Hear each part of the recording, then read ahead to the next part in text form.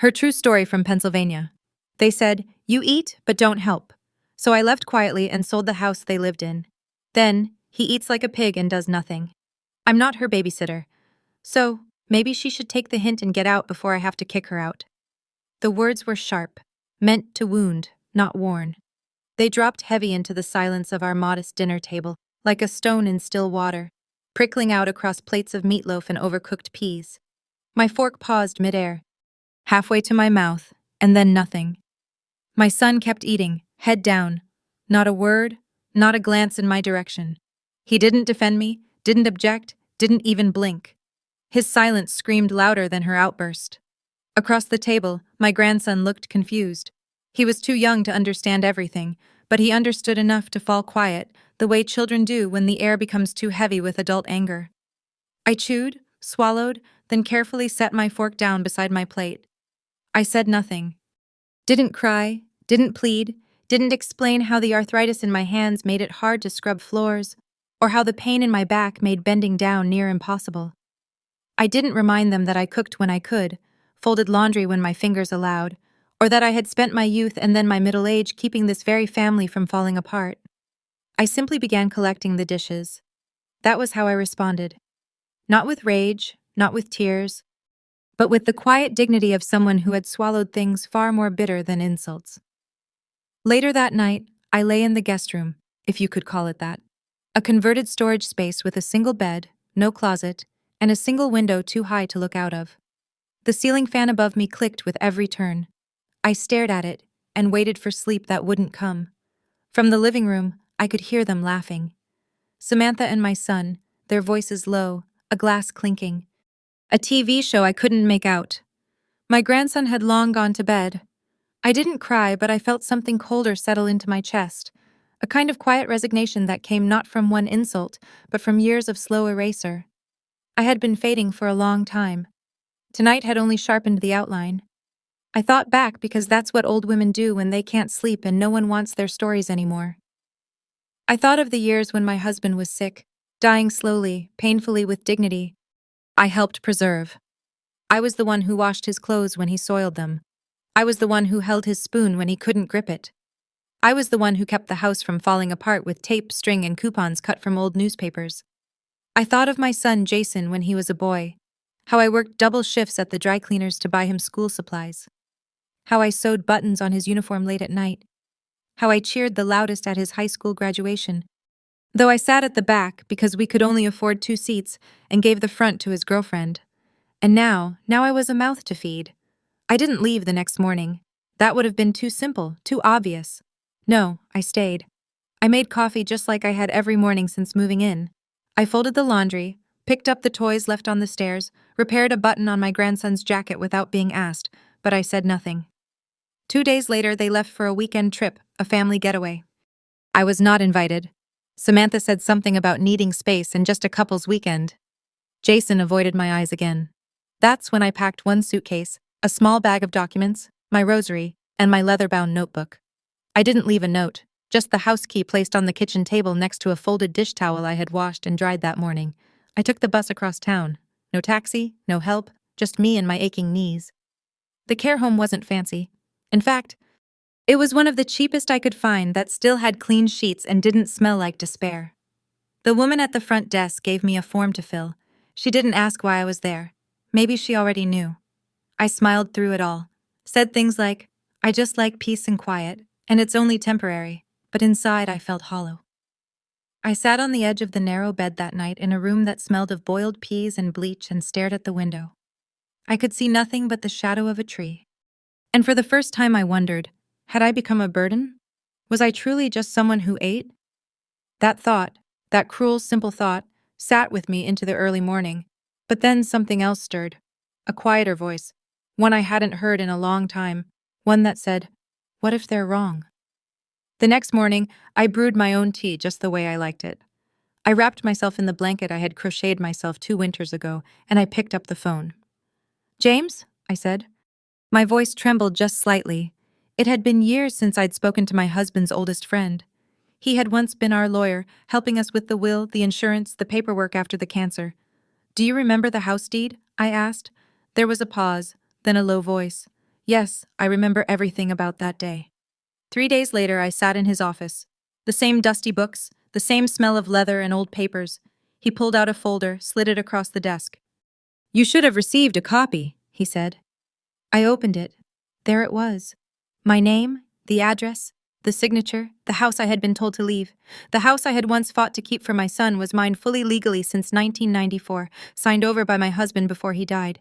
I never told anyone, I whispered. James gave a soft smile. Maybe now is the time. I took the folder.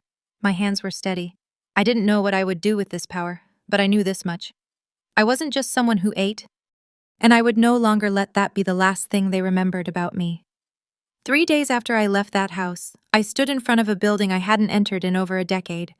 The brass letters still spelled out his name, James Callahan, attorney at law. James had been my husband's best friend. They played baseball together in high school, went to the same university, and somehow remained loyal even as life pulled them in different directions. James had helped us draft our wills, settled the insurance paperwork, and transferred the deed back when my husband's cancer diagnosis made everything feel like it was running out of time. I sat in the leather chair across from his old oak desk, surrounded by dust and legal books that hadn't moved in years. He looked older, of course. So did I. He didn't say anything when I walked in, just poured me a cup of tea the way he always used to. 2 sugars, no milk. When he finally spoke, it was quiet and without question. You want me to pull the deed? I nodded. James moved with slow precision, opening a locked drawer, pulling out a thick manila folder. He laid it down in front of me, opened it with a reverence that reminded me of a priest unveiling scripture. There it was, my name for legal alone, address of the house, date June 12, 1994. Signature. My husband's trembling hand witnessed and notarized, the house that I had scrubbed and polished and fed generations in. The house I had been told to leave was mine legally, completely, and had been for 30 years. I stared at it like it was a photograph of someone I had once loved, lost, and nearly forgotten. I didn't know he followed through, I said quietly. James smiled gently. He came in the week after he got the terminal diagnosis, told me he didn't want you to ever end up homeless, said, and I quote, she built this family, she should never have to ask to stay in her own home. I pressed my hand to my chest. That man, even dying, he had been thinking of me, not just sentimentally, but practically, legally, protectively. I never told Jason, I whispered.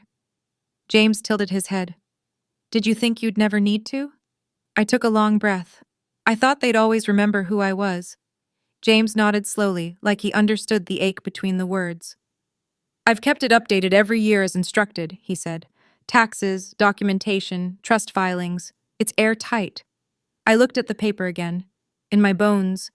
I had always known I was not a guest in that house, but to see it, ink on paper, filed with the county clerk's office, tied to my name. It was like someone had reached back in time and handed me a truth I had almost forgotten. I had not asked for charity. I had been robbed of dignity, and now I had the keys. Not the ones that jingled, the real ones, the ones that unlocked the soul from shame. I want to sell it, I said. My voice didn't shake. James didn't blink. I'll draw up the paperwork quietly, I added. I want them to hear it from the letter, not from me. And he didn't question that either. I left his office with the folder pressed to my chest like it was armor. Outside, the air smelled of rain-soaked leaves and diesel. A passing bus whooshed past. The world went on, but inside me something had changed. Not anger, not revenge, just balance. For years I had lived in their house, but the truth was, they had been living in mine.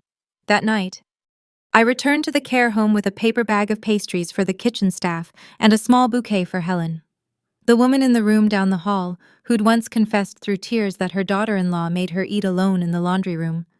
She and I shared tea in silence, and after she left, I opened the folder again, spread the documents on my narrow bed, and began reading each line with the attention of a woman finally ready to stop apologizing for existing. My husband had signed it over with love. I would sign it away with clarity, and this time, they would learn I wasn't just someone who ate. I was the woman who held the deed, and now I knew exactly what to do with it. The room was small, barely large enough for a twin bed, a narrow dresser, and a chair by the window that faced the parking lot. But it was mine. And in that simplicity, there was a kind of peace I had not known in years. There were no slamming doors, no whispered complaints, no passive-aggressive sigh when I asked for help, just silence. And in that silence, I rediscovered something I hadn't realized I had lost myself. The care home was modest, far from luxurious, but it was clean. The staff were kind in the way only people paid too little and working too hard could be. And the other residents, well, we were a quiet tribe of the forgotten, each carrying a story no one had asked to hear. I began helping where I could, not because I had to, but because I wanted to feel useful again. I folded laundry in the common room, helped the kitchen staff portion out lunch trays, and read letters aloud for a woman whose vision had faded to shadows. On Sundays, I would lead a small knitting group, even though my own hands were slower now. That's how I met Helen. She was wiry, sharp-tongued, with a walker covered in pink ribbons. But when she laughed, it was the laugh of someone who had loved too deeply and lost too completely. We shared more than yarn and weak tea. Helen, like me, had been invited to leave her son's home after her husband died. She'd raised 2 boys, survived breast cancer, and still had been told at 79 that she was a burden. She didn't cry when she told me that, but I saw the tremble in her hands. "It's like they erased me," she said one night, "like I stopped existing when I stopped being useful." That sentence clung to my chest like a pin. I knew that feeling, and I knew then I would not die in a room that smelled of antiseptic and boiled peas without making sure my story ended with more than silence. That weekend I called James again. We met in the same office, same desk, same heavy folders. "I'm ready," I said. He didn't ask what I meant. He just nodded and opened the file. The paperwork took time. Titles, disclosures, confirmation of property value. But the house was in good condition, and in that neighborhood it would sell fast. When he passed the final document across the table, I took a moment not to hesitate, but to remember the birthday parties held in the backyard, the smell of Christmas ham baking in that oven, the day my husband carried me over that threshold, half laughing, half terrified about the mortgage. I signed with hands steadier than I thought I had left. "I want it kept quiet," I said. "No warnings, no calls." James nodded. "They'll get the notification the day after escrow closes." Perfect. I walked back to the care home with a strange mix of sorrow and satisfaction in my chest. I wasn't doing this to punish them. I was doing this because for once in my life, I was choosing myself. And that night, as I slipped under the thin covers of my narrow bed, I slept like I hadn't in years. Not because I was finally free, but because I had finally acted.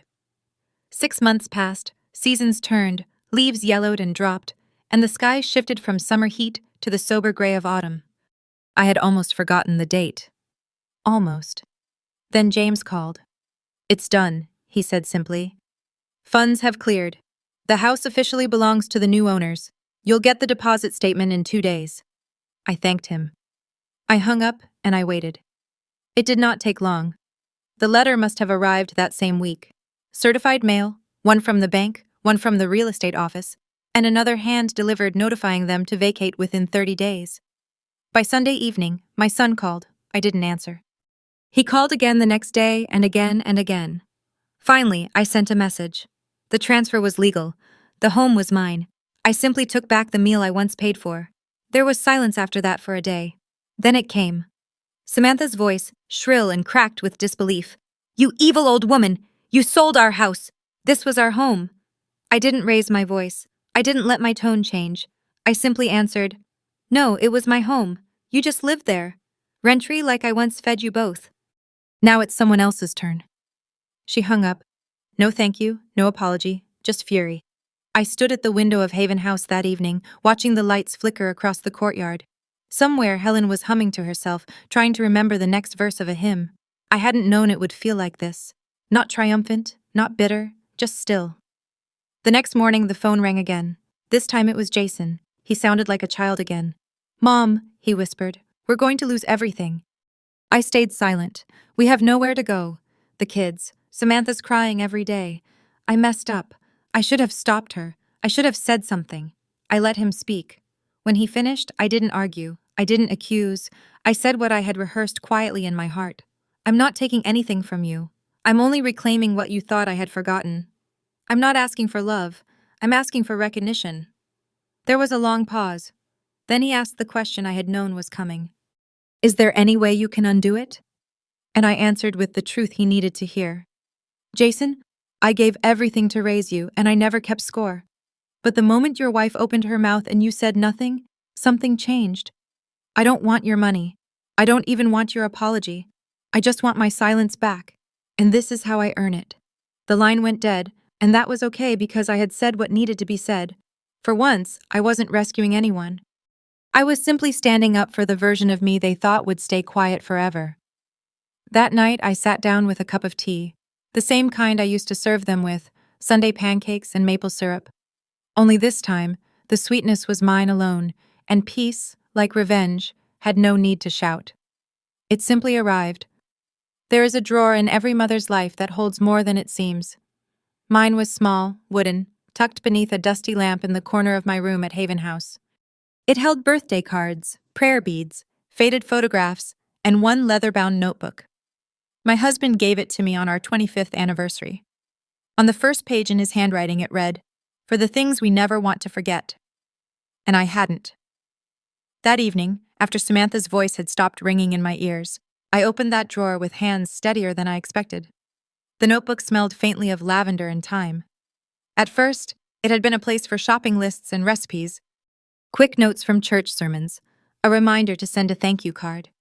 But over time it had transformed quietly, organically into something else, into a record, not of bitterness, not of blame, but of love, the kind given over and over without ever being returned as a receipt. I turned the pages. 1994, Jason's tuition after he dropped out, $2,300. Music, 1996, closing the car loan paid the first 5 months, $1,800, 1999 emergency room bill. Jason refused to let Samantha's insurance pay, $740, 2001 wedding gift, so you can have a real honeymoon, $5,000, 2055, covered rent for 3 months during unemployment, $3,600, 2008 bought crib and stroller for first grandchild, $1,200, and on.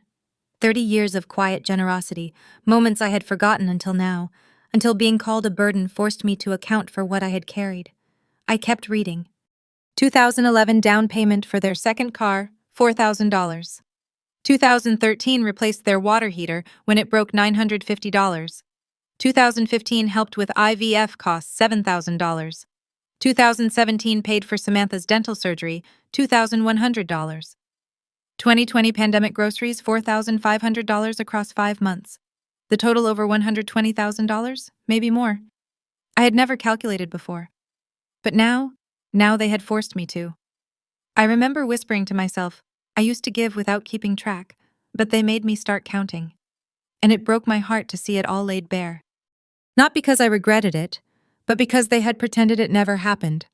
So I made copies, each page, neatly labeled and organized, and I gave it to James, my lawyer, as a kind of living will, a testament not of material wealth, but of maternal labor. This isn't for revenge, I told him. This is so that someday, if they ask why, I won't have to say a word. The numbers will speak for themselves. He looked at me across his mahogany desk and nodded slowly. You're not wrong, Ruth, he said. You're just finally being honest about what it cost. I smiled faintly, not from satisfaction, but from clarity, because I had loved them more than they'd ever noticed. And now, I had proof that my silence hadn't meant absence. It had meant sacrifice. That night, I placed the original notebook back in its drawer. But this time, I added one final entry. 2023. Sold the house, built a new one for women like me. Called it Haven House, worth $0 in interest. Value immeasurable. I closed the book and whispered. They thought I was just an old woman who ate without giving, but I fed them daily for decades, and now I'm finally feeding myself. When the house sold, the money didn't feel like triumph. It felt like closure. I didn't spend it on cruises or new clothes or revenge. I didn't want to teach them a lesson. I wanted to build something that spoke louder than resentment. So, I went looking, not for a place to live, but for a purpose. It started with a visit to a small building on the east side of town. 4 units, faded paint, a sagging porch that needed new wood, but it had good bones, and it was quiet. The agent looked at me like I was lost. Most folks your age look for retirement communities, she said. This isn't exactly luxury. I'm not looking for luxury, I replied. I'm looking for use. I bought it that day. Then I named it Haven House. Below the nameplate, I added a simple phrase engraved into the wood. No one here proves their worth to stay. I didn't want it to be just a shelter. I wanted it to be a balm and a place for women like me, like Helen, like the many invisible elders who'd been told they were burdens, who had been tolerated, not loved, dismissed, not cherished. It took a few weeks to get things in shape. I hired a local handyman, Tommy, whose mother had been in a care home too. He worked weekends for free once he learned what the house would be. "You're building something good," he said. "Feels rare these days." We painted walls, planted herbs in old bathtubs turned into garden beds. I furnished the rooms with warmth instead of price tags. Soft chairs, good lighting, a kettle always ready. I invited Helen to be the first resident, she cried when she walked in. "You didn't forget me," she whispered. "Of course not," I said. "We remember those who've been forgotten." Over time, we welcomed 3 more, all women with stories etched into the lines around their eyes. Some had been cast out by children, others had outlived everyone they ever loved. There was Miss Beatrice, who used to be a schoolteacher. She still corrected our grammar with a wink. There was Marion, who once ran a flower shop and now grew basil on the windowsill like it was her life's prize. And there was Roland, our first man, a widower who cooked better than any of us and always had a joke ready. I became the unofficial manager. I bought groceries, organized doctor visits, helped them review their legal papers when needed. On Thursdays, I brewed tea and read the local paper aloud. On Sundays, we played records and danced in socks on the wood floor. One day, Roland paused while slicing tomatoes and looked at me across the counter. "You know," he said, "we're alive today because someone once called you a leech." I froze, then laughed. A deep, stunned laugh. "Ironic, isn't it?" I said. He nodded. "You turned pain into shelter. That's more than most ever manage." That night, I wrote a new entry in my notebook. They called me a burden, but with the money from that burden, I'm feeding 4 souls who now sleep in peace. The house didn't have locks on the inside doors, not because we didn't value privacy, but because we had nothing to hide. We trusted each other in ways our own families had failed to do. One evening, as the sun poured golden over the porch, I stood with Helen holding mugs of chamomile tea. "It'll ought be happy again," she said softly. "You're not alone," I told her. She smiled. "Neither are you." And for once I believed it, because Haven House wasn't just walls and windows. It was a statement, a memory turned into meaning. And every laugh, every shared meal, every quiet nap in the sunlit chairs was proof that I was never just someone who ate and did nothing. I had been someone who gave, who endured, who remembered, and now I was someone who rebuilt. He came to see me, not with arrogance, not with rehearsed excuses, but with the kind of silence that only desperation brings. It had been almost a year. I recognized him instantly, though he looked older, not by time, but by burden. His shoulders were hunched. His eyes, my God, his eyes were nothing like the boy who once begged me to stay a little longer at bedtime. "I know I don't deserve to be here," he said quietly. I said nothing.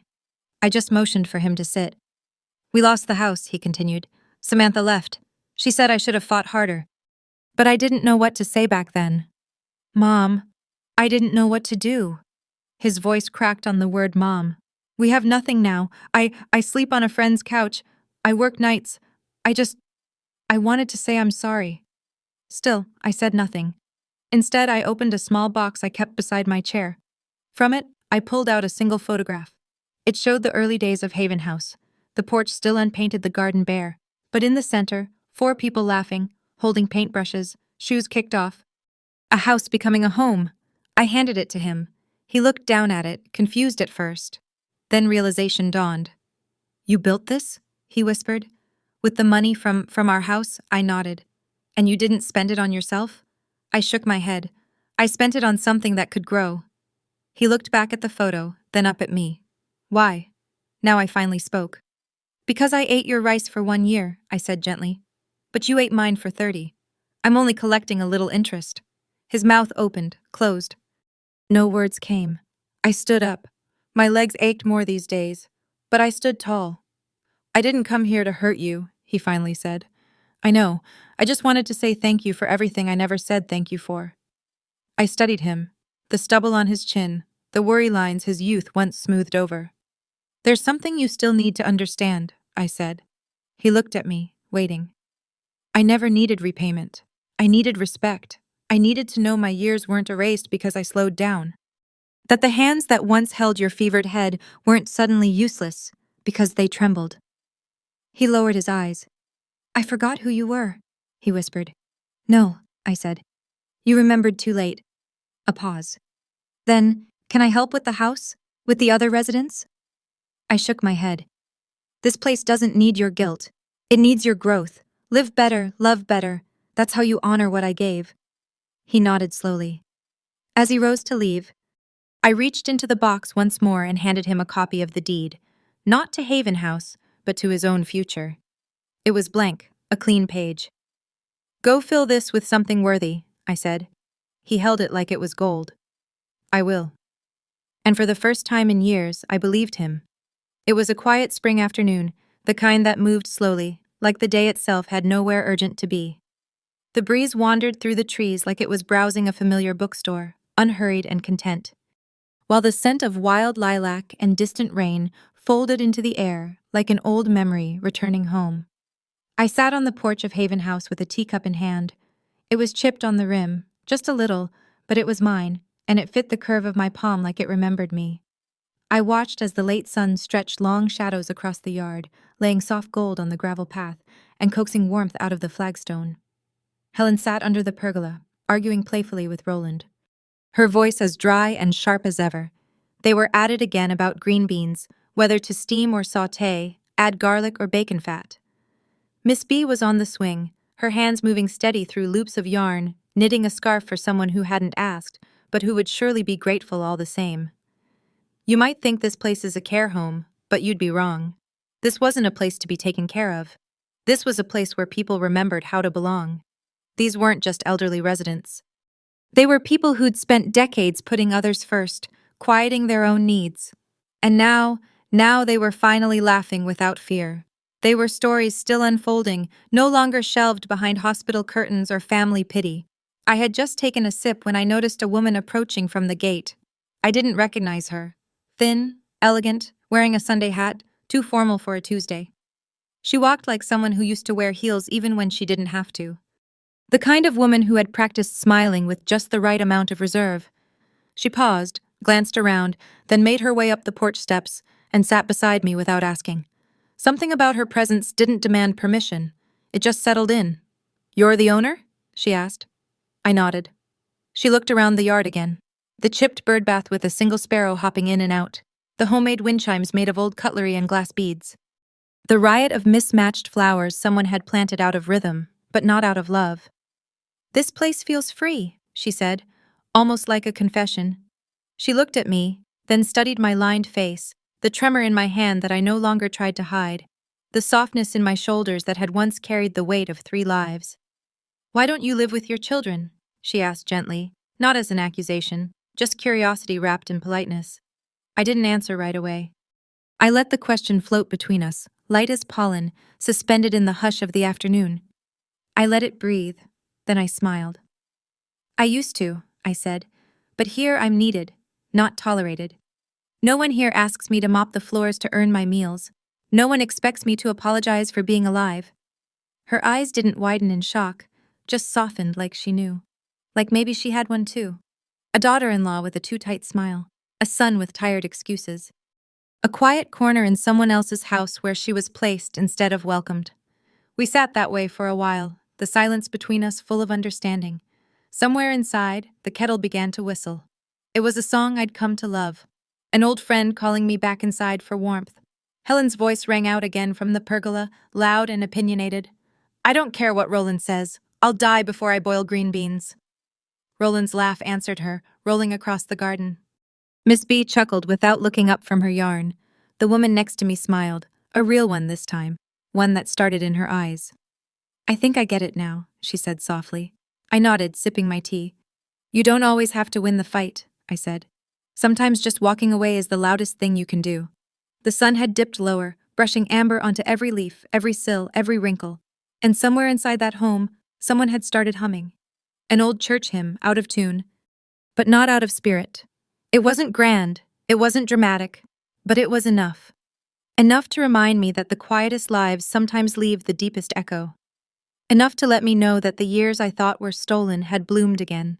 Here in chipped teacups and green bean debates and scarves no one asked for. This was my justice. Not a courtroom, not revenge. just a chair on a porch and the knowledge that I had built something that outlived bitterness. And maybe, just maybe, that was the most powerful kind of ending, or rather, the most beautiful kind of beginning. If you've ever been called a burden, if you've ever stayed silent just to keep the peace, if you've ever been made to feel like your worth ended with your usefulness, then hear this. You are not alone. I'm not telling you a story I heard. I'm not retelling something that happened to someone else.